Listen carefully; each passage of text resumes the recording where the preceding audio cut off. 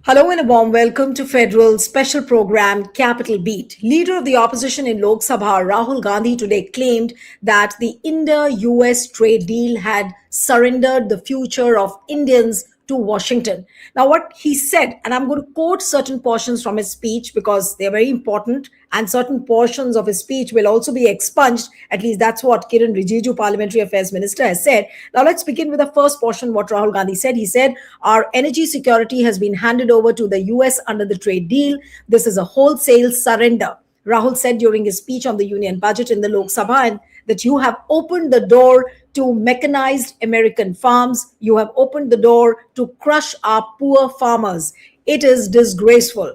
Then he said that no Indian Prime Minister, not even Narendra Modi, would have agreed to sign the deal.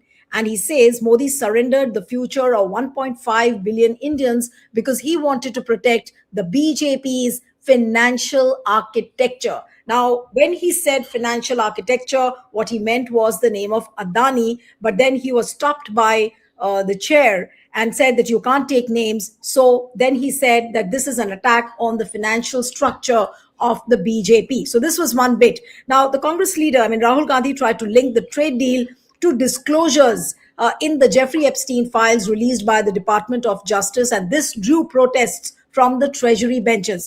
And Prime Minister Modi was not in the Lok Sabha when Rahul Gandhi was speaking. Now, a revised fact sheet, which is released by the White House on Monday, called United States and India announce a historic trade deal, which is an interim agreement, removed a reference to pulses. Now, the trade deal, the full details of which are yet to emerge, was agreed upon after India agreed to partially open its sensitive agriculture sector. So, what did Rahul Gandhi again say? He said, you have sold India. Are you not ashamed of selling India? You have sold our mother, Bharat Mata. This is what he said. So, obviously, this was a budget speech, what he was supposed to be speaking.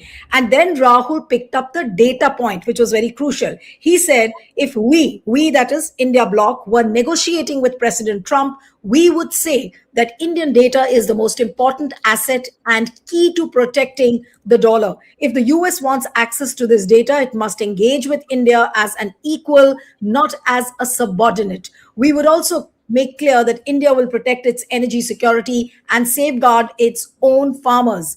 He also added, I'm going to quote him again, that the budget recognizes that we are going into a dangerous time, intensifying geopolitical conflicts. Budget recognizes energy and finance are being weaponized all across the world.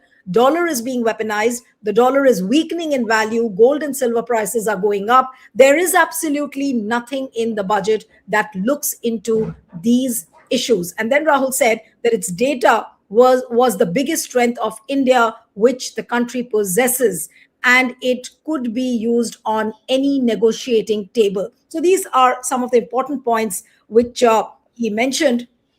But then Kiren Rijiju came out of the parliament and he was speaking to the reporters and he said that Rahul Gandhi's speech was a bundle of lies and the ruling alliance will seek to expunge from the House records the lies he has spoken. And just a short while back, before we began this live, I was reading Hardeep Puri's statement that Rahul Gandhi is again lying as far as the Epstein files is concerned. So the word Epstein and the word Adani has been is going to be expunged apparently because that's what the notice Treasury benches will give, and that's what Kiren Rijiju said. So what we'll analyze today is decoding Rahul Gandhi's speech and also the portions which have been expunged. What does it go to show? Joining me this evening is Wing Commander Anuma Acharya, Congress spokesperson. Thank you so much for joining. We have Vivek Deshpande, senior journalist and political commentator. And let me begin with Anuma. How do you see Rahul Gandhi's speech? And now that Kiren Rijiju is saying that the Treasury benches will seek to expunge the House records on the lies which Rahul Gandhi has spoken. Good evening to you and your viewers and the co-panelists. Today, Rahul Gandhi's speech was really, I should say, I should give it 100 on 100 because he looked relaxed, but he kept on questioning government and government was under pressure. He kept his voice very calm. His attacks were very sharp, soft delivery, but very strong impact. And he spoke on every real issue. be it farmers, soldiers, jobs, and India's global position. And while he seemed enjoying the debate, the treasury benches looked very defensive. That's what happened today in the parliament. All of us are witness to that.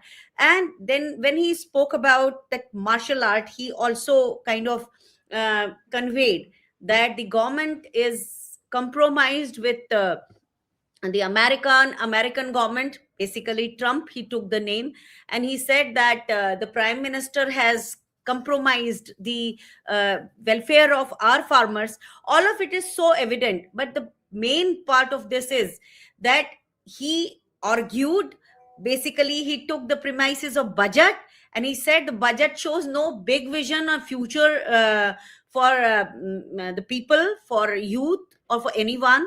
And he kept on insisting that Prime Minister Modi has not treated India well. He said, "You've sold our motherland, the Bharat Mata." And I think he was very clear what he wanted to convey. He gave an example of martial art, which was jiu-jitsu, which is basically how to respond. And that is where he said about choking and about grip.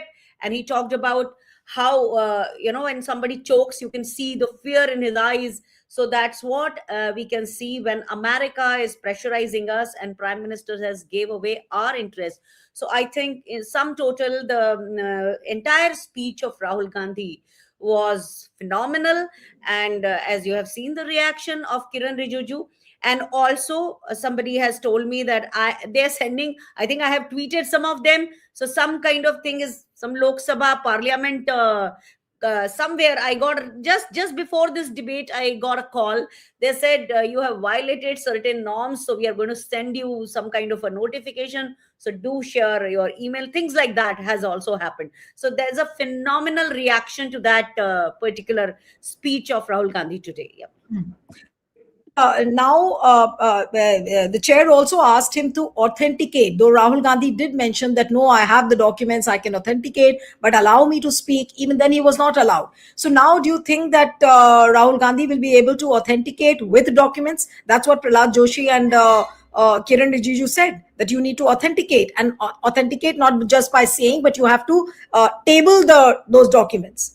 So whether he was speaking about Epstein files, or whether he was speaking about Adani's the civil lawsuit case, how is he going to defend his case now by authentication?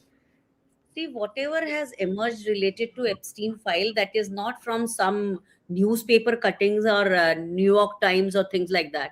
That has come from the state legal department. So that is all legal, because against which the Democratic and Republicans have a kind of debate in their parliament. So all of this, whatever is there, that is in any case authenticated. It has come out from the legal department, not from a newspaper clipping or cutting. Like he could also authenticate General Narawane's phrases that was yesterday. So there is an entire narrative which media runs, our media runs, and therefore people do not come to know about the exact and truth and facts of the cases. This that is basically a narrative, just to how to somehow they can block the vision of people, and how they, whatever they want, only people could see that. I am sure that this can very well be authenticated. Secondly, whatever he spoke today, everything, we are having the document. We surely have the document, because I have seen Congress party, and especially Rahul Gandhi, never speak when they don't have a documentary evidence supporting that. So this all can be easily evidences can be produced, but provided government, the budget session is going to end in a couple of days. So we don't know when they give that time, and when it comes to the notice of people. So definitely we can support anything, because Congress, I have one thing I have seen, like since I come from the armed forces, and anything we speak is always supported by documents. So I have seen the same culture in Congress party. Unless they have a supporting document, they don't come in open. All so many press conferences we have seen, every time Congress displays those documents, and then will only we come to public. So it's very clear. I mean, I have no doubts about it that whatever Rahul Gandhi has spoken, that can be supported by solid document evidences.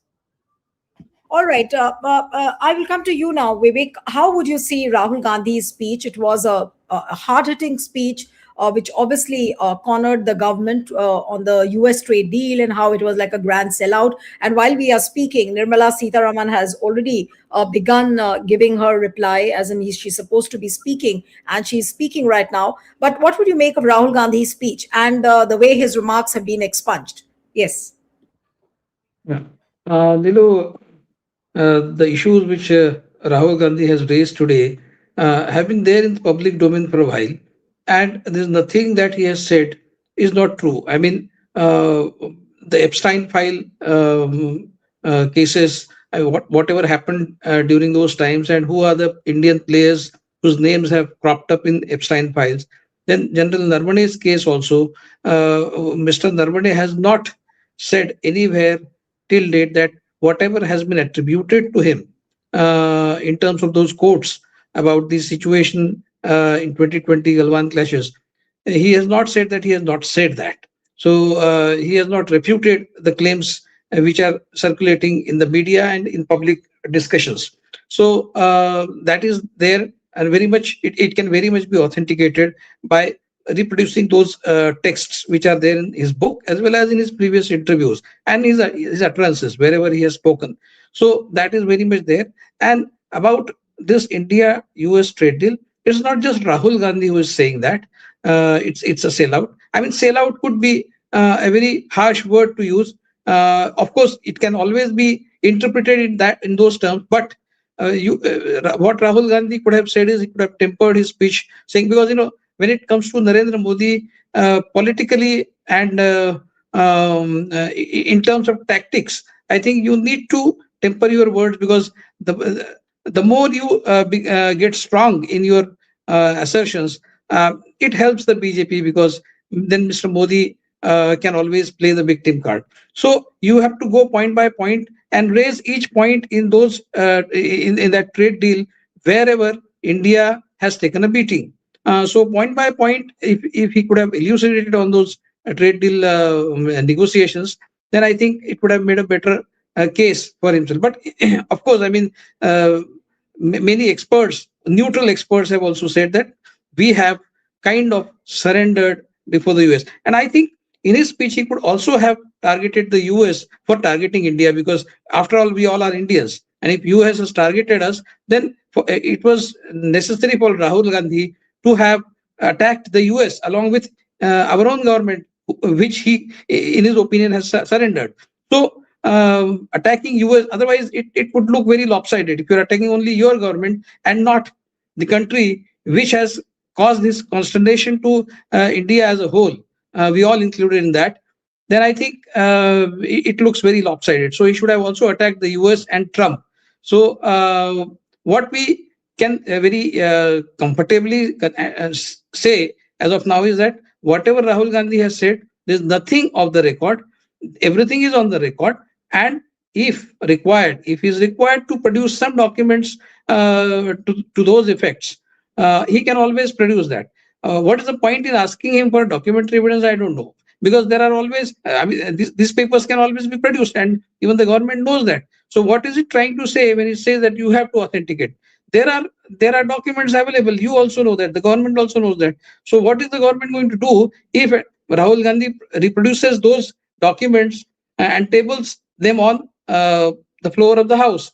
So is the government going to accept it? That yes, they are these documents are there and we accept it. Are you going to say that you are not going to accept it? So if you have not accepted those documents which are in public domain as of now, are you going to accept them when Rahul Gandhi produces those documents on the floor of the House? You are not. So what's the point in asking him for authenticating it? There's another question to this, and Anuma, I'll come to you now. That the opposition, do you think that this is some sort of a tit for tat activity? Because we should not forget that the opposition is now thinking of bringing in the the no confidence or the removal motion against Om Birla. So, which is why the chair also has become very, very insistent. The treasury benches are also getting back at the opposition. So, don't you think that you were expecting this kind of a response from the chair? Yeah, in any case, the no confidence motion has been already signed by 118 member of parliaments. And we have seen like Rahul Gandhi was speaking very calmly, but the other side was really nervous. The speaker himself appeared very uneasy. I mean, as if he was under pressure. So Rahul Gandhi did use some humor, some sarcasm, and he made really, really very important points, and he really spoke harder on those. But the you know one thing was very clear in his mind, that he wasn't shouting, because he was not trying. Whatever he spoke, his points had its own importance, so he did not have to dominate on Hmm. anything. He You are saying spoke that he was so you are saying that he was not point scoring, but putting across the points regarding the US trade deal. specifically about that data, wherein he talked about it and he said we score there, and Right. we, despite that, we had to kind of surrender in front of the US government. And he also said, like, any other prime minister wouldn't have done what PM Modi has done, so that could have some hidden interest of the prime minister, for which they have to they started telling him that you can't speak his name and things. But that is so evident to people of India, that unless there were those vested interests, nobody would sign for such a deal. While Bangladesh is getting zero tariff from America, and we are getting from 3% to 18%. That's what specifically Rahul Gandhi had mentioned. And he also talked about the textile manufacturers of Gurgaon and other places. So I think he was making his points in a very calm manner, but he has put these people to unrest. Yeah. Right. All right.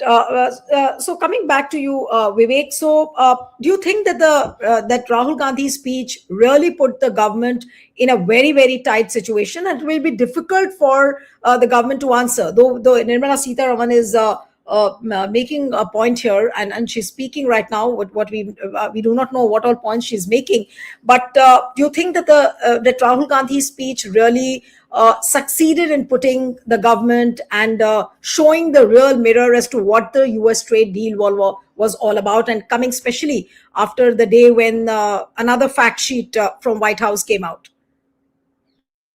I don't think this question is relevant to a ruling party like BJP, because BJP, I mean, it's not very sensitive to anything of this kind. I mean, any criticism, it will take in its stride with a kind of confidence that that only the BJP has.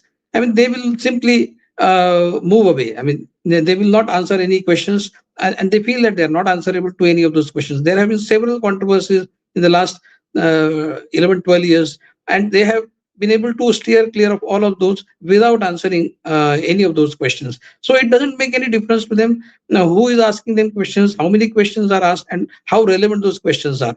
So BJP is basically, the strategy is to brazen it out, whether it is in parliament or whether it is on the streets. So I don't think it makes any difference to BJP, no matter how hard the questions that you put to it.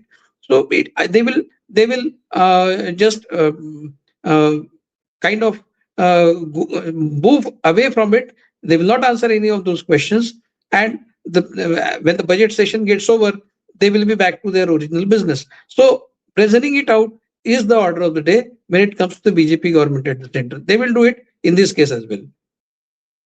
But what would you say to the expungement of the words which he has used? Now, those two, and it's there in the public domain, and why should it be beyond a parliamentary scrutiny? That's also a question. Now, whether it's Epstein files in other countries, it's being investigated, people are resigning, and but here we are expunging even the word, the very usage of the word Epstein files is a no-no.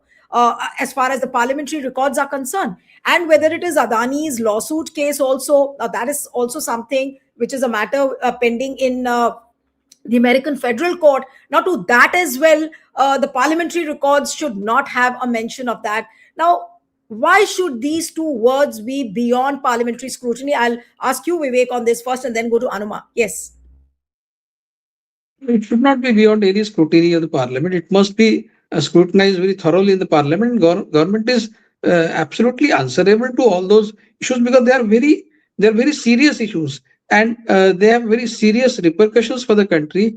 They have a great bearing on India's prestige and dignity. So the government simply cannot uh, mute the debate on that. They cannot go away from it. But as I said, when the matter becomes very inconvenient, the government simply moves away, raises some other issue, which will then create a ruckus for the next few days, and by that time, that old issue gets buried. So that is the style with which the Modi government has been functioning over the last so many years, and I don't see any change in that. I am sure they are not going to answer the Adani question. They are not going to answer the Epstein question and even the Narvani question because they don't have any answers on that. Uh, if at all they had any answers, they would have come out with those answers by now.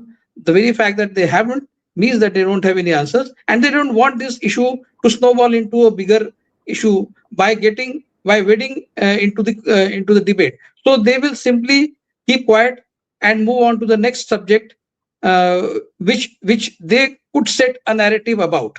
That is what is likely to happen, as it has happened over the last so many years, Nilu. Right. And the same question, Anuma, to you as well, that uh, why should these words remain outside the ambit of a parliamentary scrutiny? I mean, it should not be mentioned as part of the records. It should be expunged.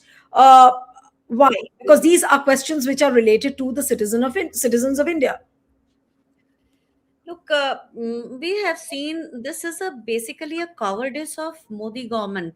Like I can tell you about General Narawane's book episode in which they forced Penguin Random House to actually come out with a kind of tweet and to declaration that it is an unpublished book and people will be punished. And still, they have sent, I think, Delhi police as given some lodged an FIR.